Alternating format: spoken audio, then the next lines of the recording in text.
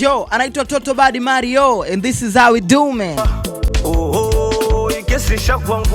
Yes, bana, usiku wa kuamkia leo msanii Mario amefanya shutdown. Bana, haya ni maafuriko ya burudani.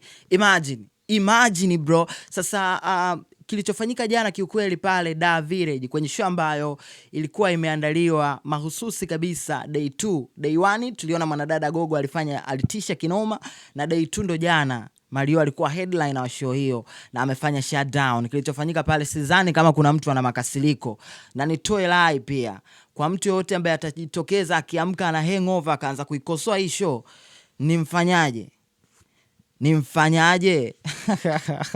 By the way, nimependa sana kile ambacho alikifanya usiku wa jana msanii Mario. By the way, show imetamatika majira fulani ya asubuhi, kuna pambazuka tu, watu wakasema Mario baba, hii burudani ambayo umetupa inatosha, nenda kapumzika sasa na mama Amara, inatosha baba. Kwa hiyo kile ambacho amekifanya kiukweli mimi binafsi nimefurahi sana kiukweli. Kwanza watu waliitikia, yani mapokezi yalikuwa makubwa, watu wameenjoy, wamevibe kinyamwezi kabisa, arrangement ilikuwa imekaa on point, na kile ambacho kimefanyika sidhani kama kuna mtu ana doubt. Kuna mtu hajaenjoy kweli usiku wa jana? Kama hujaenjoy, nenda kwenye YouTube channel ya Flax Media, pale tumekuwekea matukio muhimu kuhusiana na show ya msanii Mario. Lakini pia usiwe na haraka sana kwamba nitapataje video na matukio mengine yote ambayo yalikuwa yanahusisha moment tamu kwenye stage.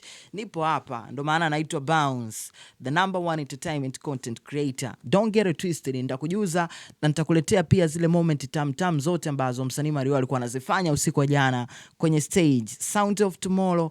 Nataka uniambie kwanza, mpaka kama wewe ni miongoni mwa watu ambao ulishuhudia hii show, kitu gani ambacho kilikuvutia zaidi? Naongea huku na furahi kama na dance hivi, ni utundu.